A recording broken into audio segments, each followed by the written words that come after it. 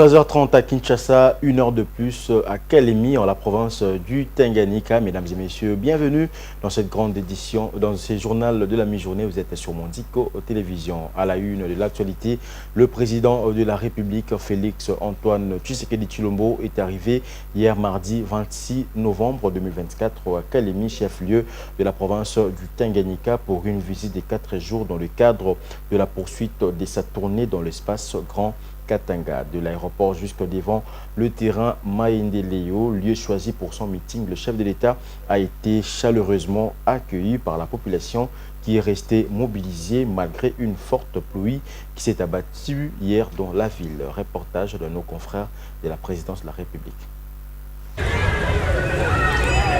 C'est sous un ciel chargé de nuages et une pluie battante que le président de la République, Félix Antoine Tshisekedi Tshilombo, a fait sa descente à l'aéroport de Kainda à Kalemi, où l'attendait la population en liesse.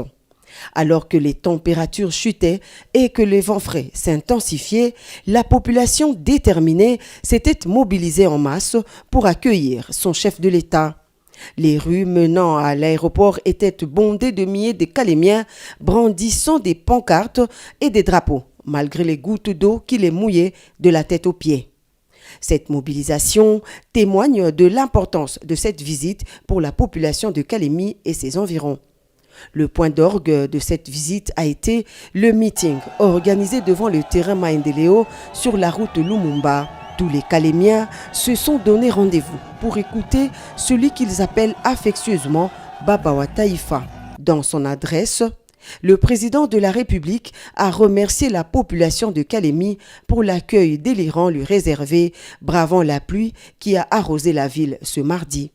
Dans son discours, le chef de l'État a rappelé les 6 engagements de son deuxième quinquennat qui accordent une place de choix à la création d'emplois pour les jeunes grâce à l'entrepreneuriat.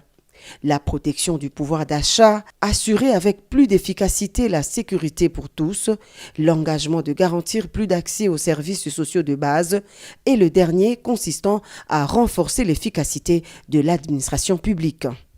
Bref, des engagements majeurs qui forment le contrat qu'il a conclu avec les Congolais dans le souci de satisfaire toutes les couches sociales de la population. Même à ceux qui ne m'ont pas voté, je reste le président de tous les Congolais et je travaille pour le bien-être de tous, a dit le chef de l'État. Concernant le pouvoir d'achat des Congolais, le président de la République a promis la baisse du prix des denrées alimentaires et autres biens de première nécessité pour permettre à tous les Congolais de bien passer les fêtes de fin d'année. Le troisième engagement que j'avais pris devant vous, c'était celui d'améliorer le pouvoir d'achat. Nous sommes en train de prendre des mesures pour améliorer la vie de nos compatriotes. Nous avons pris déjà des mesures pour baisser le prix du carburant. Nous sommes en train de prendre des mesures qui vont avoir leurs effets très bientôt pour baisser le prix des denrées de première nécessité. Et je peux vous dire que tout est fait, tout est pris en compte pour que vous puissiez passer d'agréables fêtes de fin d'année. Les prix des denrées vont baisser pour permettre au peuple congolais de festoyer dans la joie et dans la dignité. Soyez très vigilants parce que Tanganyika, l'une des provinces de l'ex-Grand Katanga, est également visée par les ennemis de la RDC à cause de la richesse de son sous-sol, a dit le président de la République à la jeunesse de Kalemi. Dans son itinérance, le président de la République a promis de passer 4 jours à Kalemi à l'écoute de toutes les couches de la population locale de la province. Pour clore son speech, Félix Antoine Tshisekedi Tshilombo est revenu sur sa position au sujet de la révision ou du changement de la Constitution.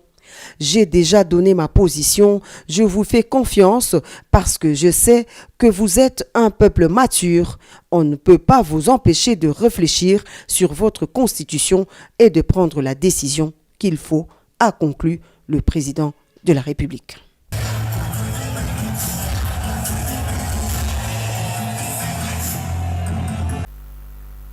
Parlons à présent de la diplomatie parlementaire. La délégation de l'Assemblée nationale de la République démocratique du Congo est arrivée hier mardi 26 novembre au Caire, capitale de la République arabe de l'Égypte, pour une mission officielle de 4 jours conduite par son président, le président de l'Assemblée nationale, Vital Kamerhe. Elle a été accueillie à l'aéroport international du Caire par le secrétaire général de la Chambre de représentants égyptienne, Ahmed Ezzat Mana, et l'ambassadeur de la République démocratique du Congo en Égypte, Jean-Baptiste Kasongo Musenga. Suivez ses commentaires. Invité spécial du président de la Chambre des représentants égyptienne, Dr Anna Figuebali, le président de l'Assemblée nationale de la République démocratique du Congo, le professeur Vital Kamerhe, accompagné du rapporteur Jacques Joly, est arrivé le mardi 26 novembre 2024 au Caire, capitale de la République arabe d'Égypte.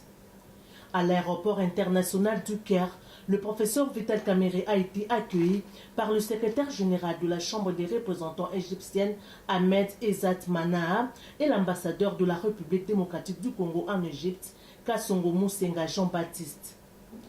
Le mercredi 27 novembre, le professeur Vital Kamerhe et la délégation qui l'accompagne seront reçus par le président de la Chambre des représentants égyptienne, Dr Anna Figuebali, pour une séance de travail avant de poursuivre le séjour avec d'autres activités au programme. Avec un agenda qui s'étale sur 4 jours, cette visite va aussi être une occasion pour les présidents des deux chambres d'échanger dans le cadre de l'appui parlementaire au gouvernement autour de plusieurs projets bilatéraux restés en attente d'implémentation, notamment dans les domaines de l'énergie propre et renouvelable, des infrastructures, de la recherche scientifique et du transport, avec la rénovation du chemin de fer Kinshasa-Matadi et la réhabilitation de quelques aéroports du pays. Le speaker de la Chambre basse du Parlement congolais est aussi accompagné de quelques députés nationaux, dont l'honorable Berthold Oulungu, président de la Commission Relations extérieures, l'honorable Tumba Mbombo Isis, du parti Ensemble pour la République,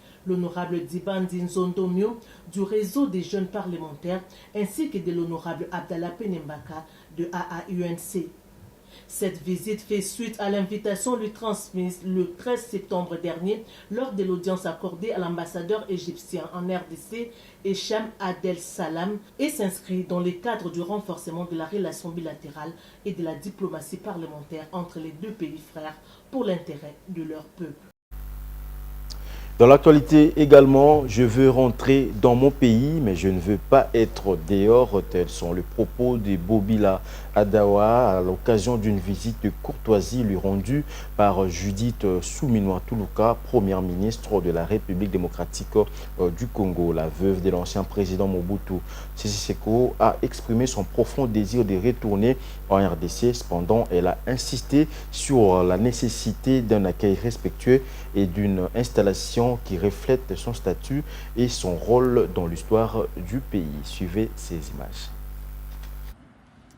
Des moments chargés d'émotions entre Judith Suminwa et Bobila Adawa à Rabat. La première ministre a visité le mardi 26 novembre 2024 dans la capitale marocaine l'ancienne première dame de la République du Zaïre, aujourd'hui République démocratique du Congo. En séjour de travail au Maroc pour affermir les relations bilatérales entre les deux pays et participer à la 16e édition du forum May Days, la chef du gouvernement a effectué une visite pleine de signification à la veuve du maréchal Mobutu. À 79 ans, maman Bobila Adawa est toujours profondément attachée à son pays, suivant de près son actualité. Pendant leurs échanges, maman Bobila Adawa a partagé sa joie et ses réflexions sur la nomination de Judith Suminwa Tuluka.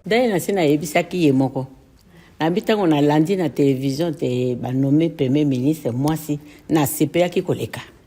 Na na CPA boite ba mususu nyonso to ba nomaka ba mibali na mona ka ezali normal. Meto ba nommé mwasi na bita oyo motema na ngai lingi yangwana. Basi bande basimba kalibota. Soko tay malam. Soki ba na kati ya gouvernement ba mibali bazali 6, basi pe 6, mais mboka isi ebonga kala. Yango ananga na yebisaki etango akomika bona bi mama na sepela ki komona te mwasi akomi premier ministre. Nazali pressé ya kozonga mboka. Nasila yebisi mama. nazali pressé kozonga mboka. Ces mots pleins de sagesse et de nostalgie ont rappelé à Judith Souminois l'importance de la représentation féminine dans les instances décisionnelles. En arrivant à Rabat, à partir du moment où dans mon programme je rencontre les Congolais de Rabat, je ne pouvais pas ne pas rencontrer Maman Boubila Dawa. Elle a quand même été une figure importante dans notre pays et c'était, je pense, juste de pouvoir la voir et d'échanger avec elle. Elle a porté les couleurs de notre pays. Elle continue d'ailleurs à les porter. Vous voyez, hein, maman est là dans sa tenue congolaise, en pagne, etc. Et je pense que c'était important de pouvoir la rencontrer, d'échanger avec elle. Elle m'a donné des bons conseils en tant que maman. Et je pense que pour moi, c'était l'essentiel. Cette rencontre entre Judith Souminois Toulouka et Maman Boubila Dawa n'était pas seulement une simple visite, mais un symbole puissant de la continuité et de l'héritage des femmes leaders en République démocratique du Congo. Elle évoque le chemin parcouru et les défis à venir, tout en soulignant l'importance de l'entraide et du soutien entre femmes. Alors que Judith Souminois Toulouka continue son travail pour renforcer les relations entre la RDC et le Maroc, elle porte avec elle les enseignements et les encouragements de Maman Bobi, un phare d'espoir et de détermination pour toutes les femmes qui aspirent à changer le monde. Dans cette belle rencontre, l'émotion a régné, marquant un moment inoubliable pour les deux femmes, mais aussi pour l'avenir de leur pays. Dans le reste de l'actualité, les gouverneurs militaires de l'Ituri, dans le nord-est de la République démocratique du Congo, a appelé mardi la population de cette partie du pays à dénoncer tous ceux qui veulent s'aimer la mort au sein des communautés ituriennes pour leurs intérêts égoïstes et prendre le territoire national. Le lieutenant-colonel général l'a dit lors de la présentation des 18 personnes, dont 3 mineurs, qui avaient été recrutés par un certain Gabou dans le territoire de Djougou pour rejoindre le mouvement terroriste M23 soutenu par le Rwanda. Suivez. Ils veulent être des grands en utilisant des petits vulnérables. Je demande à toutes les communautés de ne pas accepter cela. Parce que dans quelques jours, si vous ne le dénoncez pas, il y aura des morts.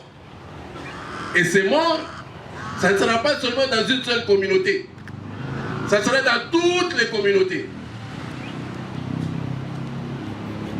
Peuple iturien, je fais appel à vous. L'heure est grave.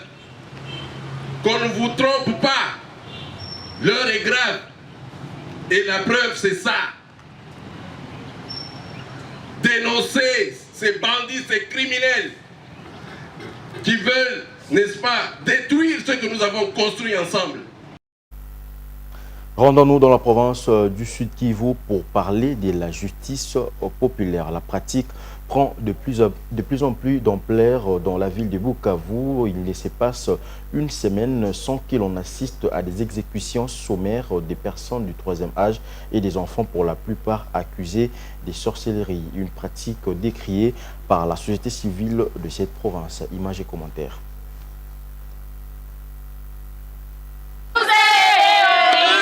Une foule hétéroclite, composée en majorité des quinquagénaires, voire plus scandants, des chants de compassion à l'endroit de victimes de la justice populaire, a pris d'assaut les rues de la ville de Bukavu, dans l'est de la République démocratique du Congo. C'est de cette manière que cette catégorie de la population entend exprimer son indignation sur le cas de la justice populaire dont elle est victime. À ce jour, plus de 100 personnes, vieillards comme enfants, ont été tués sous le coup de la justice populaire, accusées de sorcellerie selon la société civile locale. Au Sud Kivu, la population met fin à la vie des personnes qui pourtant sont le plus souvent innocentes. Face à cette pratique contre le droit de l'homme, des voix s'élèvent pour les dénoncer. C'est le cas de Marie-Thérèse Mapenzi, directrice du centre Olam. Il y a l'absence de l'appareil judiciaire qui fonctionne vraiment et qui peut remettre la population dans ses droits.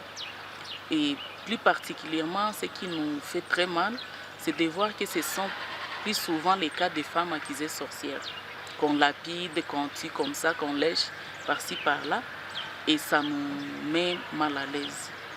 Le ministre de la Justice a parlé la fois passée de la justice qui doit être réorganisée. Alors on se demande, est-ce qu'il met un accent particulier sur la lutte contre l'impunité? Parce que c'est ce genre d'impunité qui multiplie les cas d'injustice populaire dans notre province du Sud Kivu.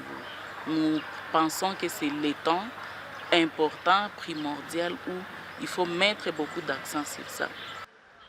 Pour Maître Amani Luamba, président national du Parlement citoyen pour la démocratie et la bonne gouvernance, la loi est bel et bien là. Elle prévoit même des sanctions contre les auteurs de ces pratiques qui ne tiennent pas compte du caractère sacré de la vie. Problème tout qu'on a en province au Sud Kivu.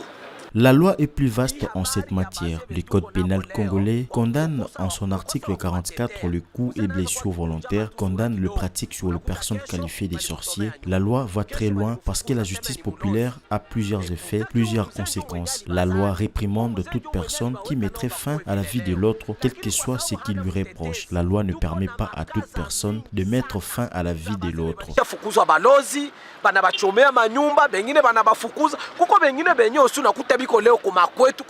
Au sein de la population, l'indignation est au comble. Nombreux sont ceux qui conçoivent très mal le fait de maltraiter, voire exécuter les personnes âgées. Floribert Bissimois, 62 ans, plaide pour une justice équitable en faveur de cette frange de la population, souvent accusée à tort. Ces personnes du troisième âge, ainsi que les enfants dits sorciers, ne comptent que sur le pouvoir public pour leur protection. La loi est très vaste à cette matière. D'abord, le code pénal congolais en lui-même condamne les faits de meurtre, l'article 44 du code pénal congolais.